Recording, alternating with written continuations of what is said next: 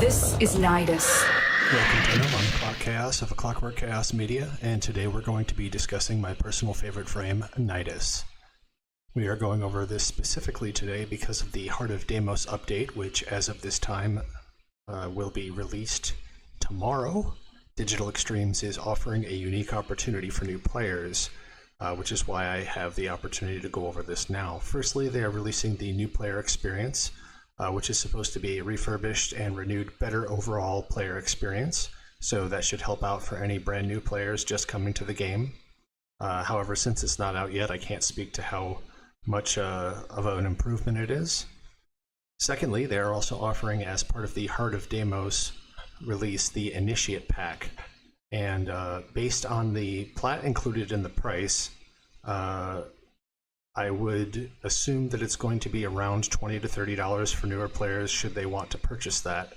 But the important thing is that this bundle comes with a very valuable asset alongside a lot of other perks known as Nidus. As a side note, should you choose not to support the game financially, you can still farm Nidus for free from the Infested Salvage mission on Osterus Eris, and his blueprint is obtained the first time from Glassed Gambit, which is one of the story quests, and additional copies of the main blueprint after that mission can be acquired with Samaris Reputation. Again, all of that is free of charge. You're mostly paying for the platinum in those prices for those bundles, as well as the other perks are kind of thrown in for free. So it's a good investment for newer players that may be considering putting some money into the game up front. I won't be covering these missions with Glass Gambit and Osterus Eris in extensive detail for brevity, but Nidus can also be purchased separately or in a bundle with the Hema and Haruto weapons for platinum in the game shop, which you can earn in-game, which will also bypass all of your MR requirements for those weapons. Having 2 copies of Nidus is also not a bad thing, as feeding one of them to the Helminth also provides a potent ability to other warframes with the Helminth system. I would like to also say that I am uniquely qualified to talk about Nidus. Firstly, that I have achieved all grinds in the game as of this recording, have over 7k hours in mission, and over half of that is playing Nidus. So that said, with probably around 3,700 hours, that puts my time on just that one frame over a lot of time that people have in the game for 40 plus frames. I've long said in my clan guides for years that this frame is a no-brainer pick should you happen to invest early in the game financially, because he's difficult and grueling to farm for most newer players, and is also incredibly powerful, so bypassing the farm to just acquire him immediately is one of the better picks. And he also requires very little investment to be really good. And further, the upper end of this frame's investment is in fact one of the most overpowered frames there is. As a bonus, Nidus also has one of the best looking deluxe skins in my opinion. So in this video we will cover his abilities, how to use them effectively, builds for budgets, builds for mid-game players, builds for end-game players, and builds that we'll cover for suggestions for the Heart of Deimos. Timestamps will be included in the description below. It bears mentioning that Nidus is one of the easiest to play but hardest to learn, because he has so many intricacies and dependencies on his other abilities. Thankfully, these all synergize seamlessly, so once you understand his kit, he becomes incredibly easy to use. Nidus will shine best in early game in endless missions such as defense, survival, excavation, and similar, but he can be used for pretty much all missions.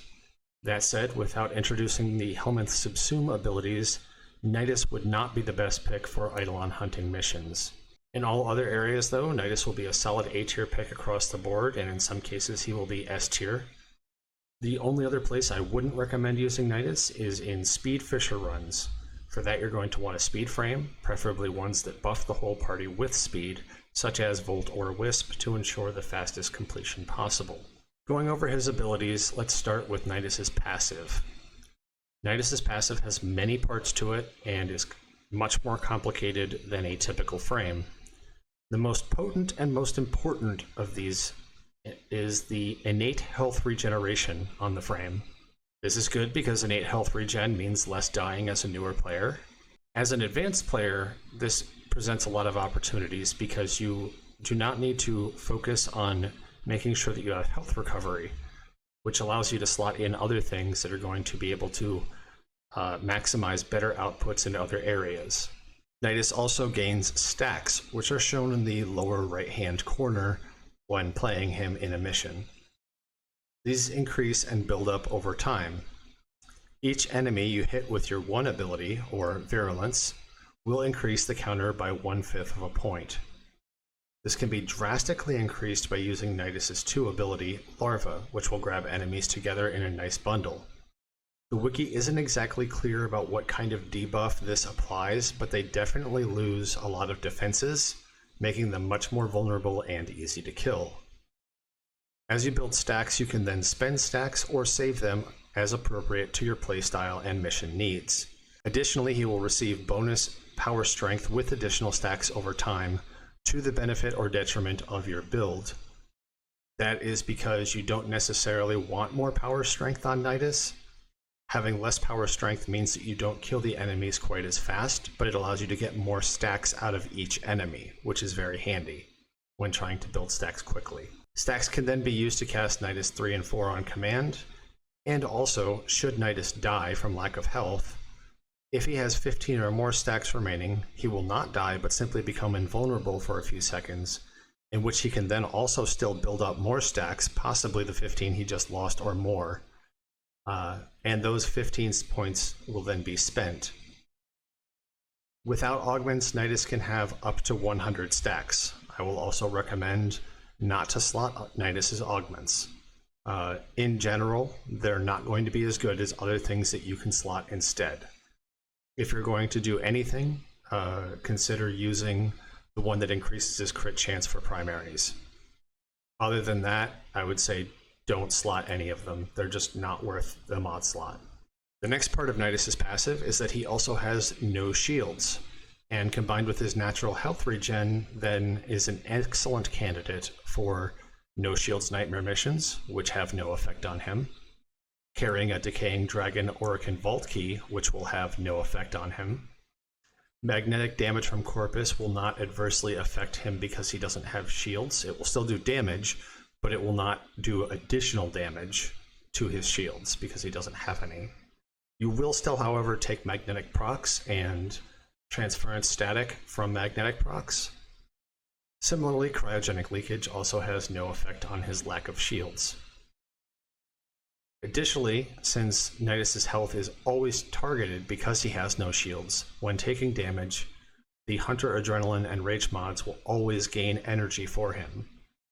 Though it's worth noting that some units may drain energy, so it doesn't appear at all times like he is gaining energy when losing life, and you may wish to prioritize those targets in those cases. It's also worth mentioning that because Nidus has no shields, he does not gain shields or overshields from other teammate Warframe abilities or external sources like allied Ospreys. Additionally, his lack of shields frees up mod slots that would be spent on shields, which can then be put to other use, just like his health regen does.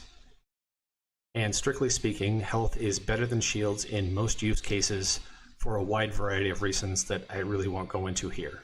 The last part of Nidus's passive is his ability to enter the Helminth room on the Orbiter freely and sit in the chair and become infected with a Helminth cyst, which is the pink neck growth you may see on other Warframes or your own.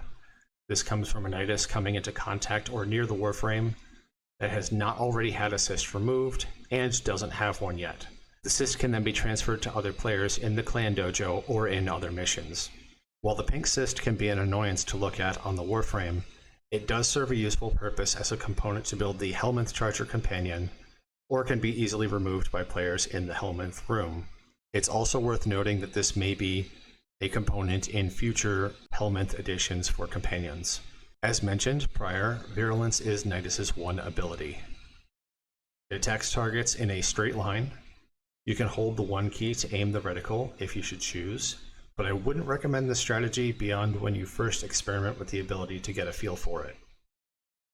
You can maximize this, especially with range mods equipped, because this ability has travel time. So the more range you have, the longer it's going to go for, and that you can't recast it until it finishes. One of the things you can do to bypass that is cast your larva near a wall, then use your Virulence to aim at the wall with the larva between you. This will shorten the travel time for Virulence and make it much easier to recast much quicker. And in so doing, you will increase the amount of stacks you get in a shorter amount of time. It's also worth mentioning that linked targets via Nidus's 3 ability, Parasitic Link, will also cast Virulence in the same targeted direction as him for no additional energy cost. This allows you to build stacks even quicker, as their Virulence on the enemy will not only do additional damage, but helps bring up your stacks counter. The ability will also refund 25% of the energy used to cast it per enemy hit, including by the enemy target that is linked, which means you want to be grabbing at least 4 enemies in your larva whenever possible to gain all of that energy back every time you cast Virulence. Additionally, enemies also sometimes drop energy conveniently right in front of you when doing this. This creates a playstyle where Nidus is typically diving into large groups, zooping them up with his larva, and smashing them with his 1 to build stacks, barring his teammates don't kill the enemies in the larva first, which they most certainly will. It bears mentioning that your stacks are your responsibility, not that of other players, and they may have different priorities than you. Make sure that if you want to build stacks, you communicate that to your team, or put together a pre-made squad that knows your intentions. Additionally, any maggots present from casting your 4 that are hit by Virulence will be detonated, causing additional damage to the enemy. Virulence does not detonate maggots from the Strain mod set or the Pathicist weapon, and while it would be cool if it did, Nidus doesn't really need any more buffs, as his kit is already one of the best designed there is. Note also that busting those maggots will also add additional stacks. Nidus 2, as mentioned, is a solid CC ability called Larva. It grabs enemies in a radius and pulls them into a ball, which hovers above the ground.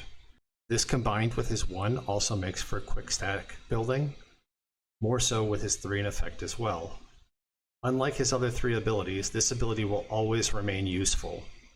Nidus's 2 is a one-handed action that can be cast while in midair, or doing one-handed actions, while his 1 drops you to the ground immediately if cast while in the air. Nidus's 3 ability, Parasitic Link. If you plan on remaining in an area for an extended period of time, as soon as you have 1 stack, you will want to cast Nidus's 3, Parasitic Link. This can be used to buff allies or provide additional damage reduction to Nidus. The amount of damage reduction is based off of his power strength. When cast on an ally, this will buff their power strength. This can be handy in some situations, but generally is not worth doing. When you cast it on an enemy, however, this disables the enemy.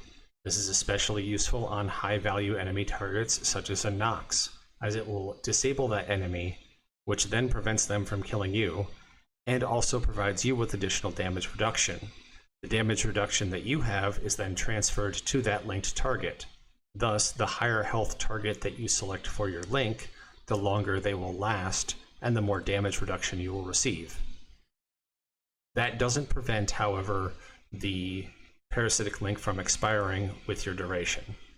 With that said, always be sure to select your targets wisely for your Parasitic Link. Nidus's 4 ability, Ravenous. With this ability, you will need 3 mutation stacks, which are then spent and consumed each time you cast it. This creates an infested carpet, which will heal allies, including allies that are occasionally defense targets that wander around the map. This will help keep them alive should you have trouble doing so. It also spawns in little maggots that help with additional CC on enemies that are near the carpet, and also will help you continue building stacks if you should bust those maggots with Virulence on an enemy, which will also then, again, increase the amount of stack production you have. In general, optimal farming squads would consist of builds for Nova, Loki, Necros, and Korra. The major caveat to this is that Nidus is a top tier pick for efficient endo farming on Vodjanoi on either standard or steel path mode. Early weapon synergies. Nidus will pair early game well with the Haruto melee, which will give health up to the maximum amount each time it crits. And building for crit will benefit that weapon as it is a high crit chance base weapon. The Hema is also one that you'll want to consider as an early primary for Nidus. This weapon firstly grants lifesteal on headshots, which is very handy. And secondly, has functionally infinite ammo with Nidus, as it doesn't use ammo, but instead it uses your health to reload. Since Nidus has natural health regen, this means that you will constantly have ammo. It also has innate viral damage, which is very nice, and leans heavily towards a status build, making viral procs especially common with status builds. Additionally, the primed mod element for primaries is cold, which when added with Toxin will add and skew to even higher damage values for the Hema viral procs. Both of these weapons are great early game synergies to use with Nidus and are available at MR7 from the dojo with the appropriate research, or can be purchased from the plat shop in-game, which will bypass the MR restrictions. Modding Nidus disclaimer. Please bear in mind these are my guidelines. Do what you want and do what you can. If you don't have a primed or umbral mod, use the base version. If you can't use a max mod or arcane, just work towards that over time. If you need to purchase a mod to acquire it, do that in due time. If you find you want or need more power strength or health regen or other features, adjust as needed. The way I use him may not match the way you do, and that's okay. Play however you wish. Budget Nidus build. The most basic level 30 no catalyst build for Nidus requires very little to mod and to make him a powerhouse very early in the game. As you can see, we have some health, armor, range, and Hunter Adrenaline for energy regen. We don't even necessarily need enough endo to max the health and armor mods. We could settle for the much lower cost at rank 8 and have 4 additional dots to put in our range or Hunter Adrenaline for mod capacity. All mods but Hunter Adrenaline are exceptionally common drops, whereas Hunter Adrenaline is most commonly found during the Ghoul Purge event or Operation Plaguestar event on the Plains of Eidolon on Earth. If these mission operations aren't active, it's also fairly cheap at about 3 to 5 platinum at any given time on the Warframe market. Or, more likely, you can ask a clanmate or in general chat from a person with much more experience that will likely have 20 of them sitting around. They probably won't mind giving you one if they have a spare trade. This super cheap build will likely carry you through the entire standard star chart, though you'll be better off, of course, modding more just to make it easier to manage. That said, you'll want to work towards the next build, the mid-game build for Nidus, as soon as possible. Mid-game Nidus build. Notice we're not building a lot of power strength. That's because honestly, in most cases where we would want to build stacks, we're not going to want the enemy to die as quickly as possible. We're going to want to hit them as many times as we can before they die with our Virulence, and additional power strength is just going to make them die faster, especially at lower levels. Bear in mind for Arcanes, use what you can. Guardian is a good choice for Nidus early on, as it's kind of cheap and easy to acquire. Any rank on an Arcane Grace is also excellent to slot for additional health regen, and if you can do that, do it. You may want to swap your melee for a Reaper Prime or a Polearm Zaw, depending on preference at this stage. The Reaper is more for heavy attack builds. The Zaw is going to be for more speed clearing with spin to win stuff. Both have good uses in different parts of the game, and you don't need to use both, but it's good to have both as an option. This build, again, right as it is, will survive easily through a 1-hour arbitration just fine with appropriate weapons. Companions. For companions, Mita is the bar none best choice, but barring access to that, you'll want Helios or Helios Prime because you can stack extra gladiator mods on the equipped Deconstructor or Deconstructor Prime, which will add more crit chance to your combo with your combo meter. The reason Helios doesn't hold up in late game endurance runs is just because he dies a lot faster And that means the gladiator mods you have on him lose their effect, as well as loss of your vacuum and animal instinct for radar for loot and enemies. The Smita just holds up just about as well as any. The Helminth Charger potentially can have slightly higher health pool, but they die pretty much at the same area, which is going to be with a min-max build at about 1 to 2 hours in arbitration runs. The slight extra health the Helminth has is so negligible that the Smita loot buffs are just going to be a lot more valuable, as well as the extra multi-shot and damage and all that stuff that you get from the Smita. Operator, for your amp, it doesn't really matter since you won't be hunting Eidolons with Nidus in most cases. Again, you can, it's just there are frames that are a lot better at it. For Arcanes, you're going to want to use Magus Lockdown for sure in all cases. With Nidus, but also without Nidus too. You pretty much always want that on. It allows you to dash and have a quick CC, so your operator doesn't instantly die. I also tend to run Vigor, just in case the Stalker shows up and I want to hit him with a couple quick blasts. Some people may want to use other Arcanes, such as Magus Elevate, to add additional health regen options to Nidus. In late game, you don't really need that so much because you're going to be so tanky that it's not really going to matter. You won't need the extra health regen. But even then, Magus Elevate is a solid investment for any Warframe in general. Early on, you're also going to want for your Focus School, the Zeneric Focus School, and you're going to want to unlock the Zen Dash right away. This is good for energy management early on in the game, though later it becomes less useful as you end up opening lots of other options for energy management. When energy management is no longer a problem for you, you'll want to be using Naramon for the extra combo decay counter. This will drastically increase the effectiveness of your melee. Endgame Nidus build. This is going to be for more advanced players that have substantially invested in their Nidus and loadouts overall. At this point, we're really not going to be casting abilities as much anymore, except occasionally Niduses too, unless you're specifically wanting to do endurance runs for fun and no other reason. Do note I have a second Umbral Polarity on Nidus. This is not required for this build.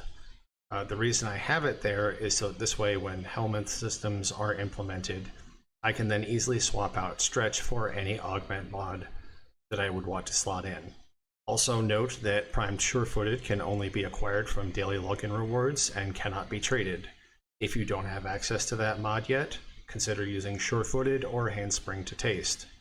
This is not only for use with the Brahma Synergy, but it is also useful specifically for just in general late game survival missions or defense missions. Knockdowns just mean that you get lots and lots of extra damage and chances of death. You don't want that so much. So having the additional Handspring or Sure-Footed can be a big help if you do not have Primed Sure-Footed. Do note also that we are not running the previous Arcanes. We are now running Arcane Fury and Arcane Strike. This build will carry you through the entire Steel Path solo with the right gear, and I might recommend using a Slow Nova or Max Range Vauban on the solo interceptions just to make it a lot easier on yourself, because Nidus can do those. It's just much more work and effort because the enemies are a little bit tankier on the Steel Path, and it's just going to be harder to manage. For long endurance runs, I also use an Octavia Spectre. The Arcaplasmor should be equipped on your Spectre. The Octavia Spectre specifically will apply invisibility anytime that you are using slide attacks repeatedly. And also the Arcaplasmor has innate punch through, and enemy damage from the weapon will scale with enemy level. So her shots into the larva will go and hit every enemy in the larva, and it will also just be nice for clearing enemies, especially as you get higher and higher in enemy levels. Additionally, you may also find a Wisp Spectre is handy for additional buffing for you and your team, but generally either someone will be running a Wisp or bring a Wisp Spectre. In long endurance pre-mades, I tend to keep both in my gear wheel. You can also opt for this range build if you're doing Prophet Taker or Endo farming in Vodunoi. For the latter, you're going to want a Heavy Attack Reaper Prime for guaranteed slash Acer melee. Endgame weapon build synergies. At this stage, we're all about clear speed, so we want to use the most efficient tools for the job. That's going to be first the plus 60% Toxin Kuva Brahma with this build here. On this Riven here, we're going to be looking at a 2 stat, not a 3 stat, because the dispo on Brahma is trash. So splitting it 3 ways is going to make our values much lower and really not worth slotting that mod. Also, we're going to skip multi-shot because with our current multi-shot mods, we are at 2.5, which is going to frequently round to 3. And if we add multi-shot in with our Riven, it brings it all the way up to 3.1, which is effectively no gain. So we're just going to opt for CC and CD with negative zoom. And we don't want a lot of zoom anyway, since the general use of this weapon is to not have to aim, that you're going fast enough that you can just point in the general direction and delete all of the enemies in the area. If you don't have a Riven, put a Toxin mod in, either full Toxin or 60-60 to taste for more viral procs. You can also slot cold too, it doesn't matter, it's still viral.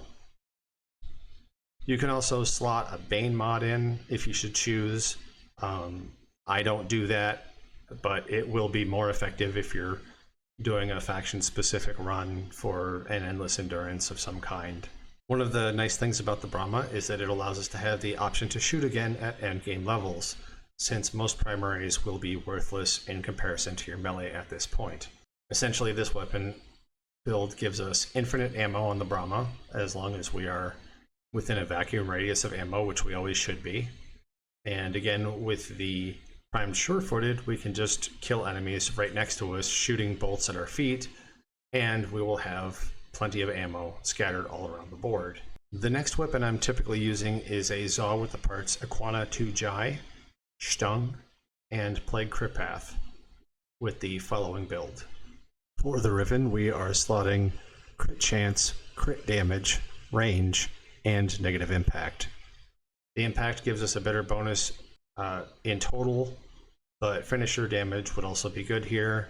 However, this also helps skew our status procs, which is also nice.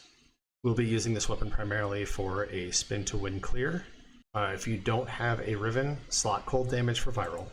You can use other Exodias. I tend to generally just prefer to do more damage when I proc status. I'm also not using a primer for condition overload because that lowers our clear speed and we don't need it. And with this build, priming adds an extra action for us, which means that we take enemies down slower rather than just spinning through the whole map and clearing the whole board.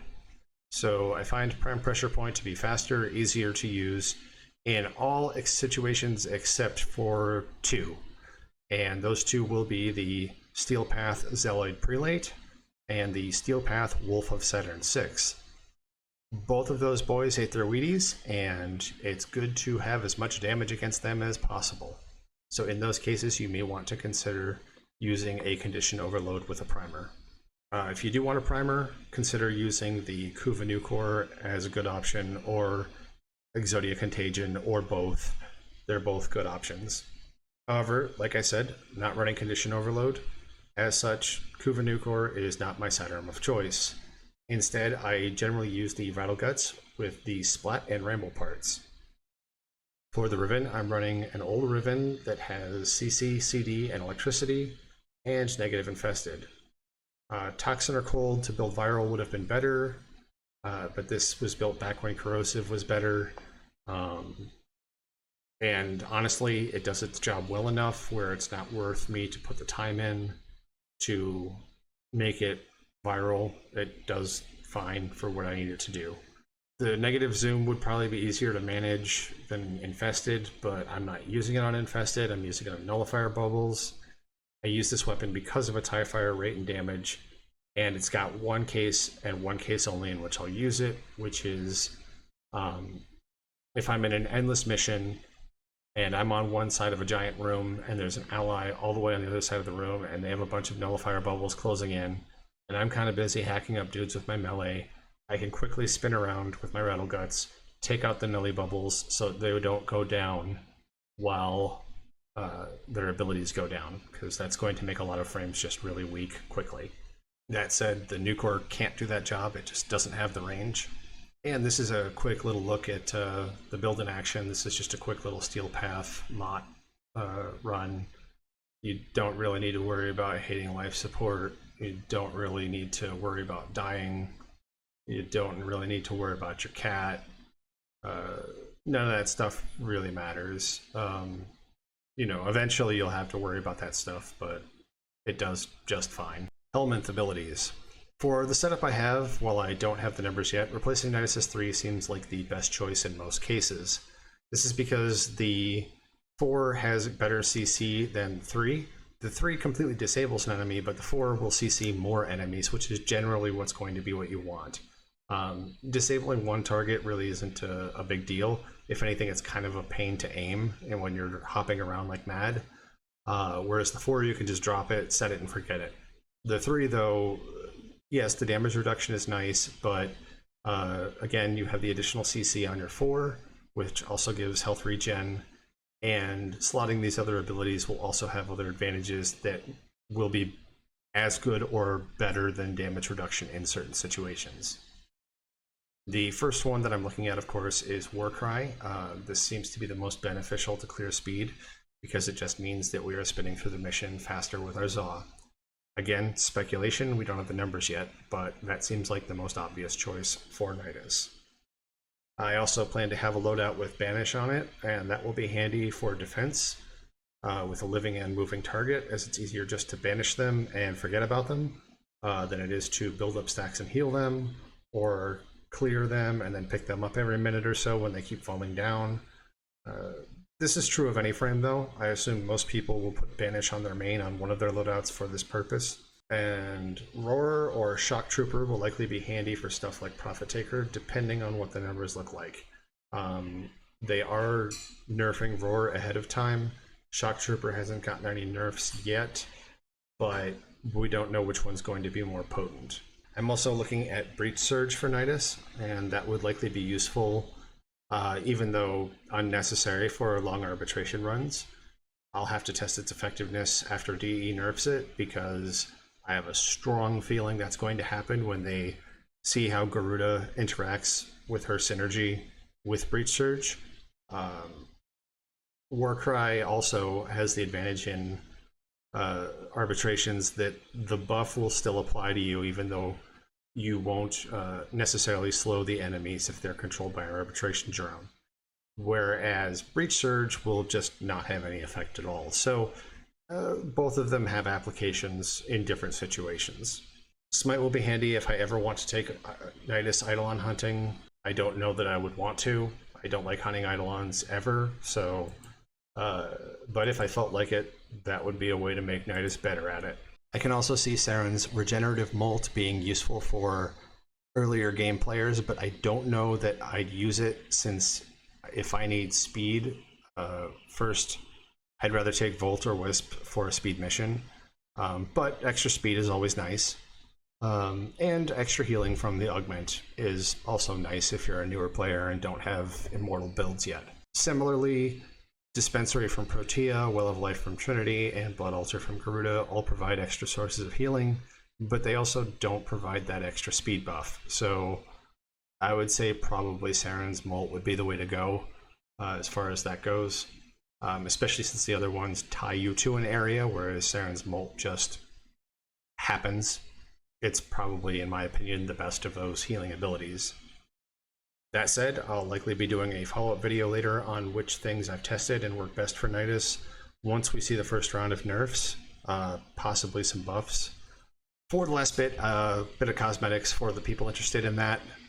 For colors, I use the blackest black from the Smoke Pad, and the purples I use is generally the most purple from the Eminence Pad from Barokatir, but I also use other purples depending upon how the texture is taking it, so you know, as close to my purple as I can get with the texture, but it's all from Barokatir's Eminence Pad.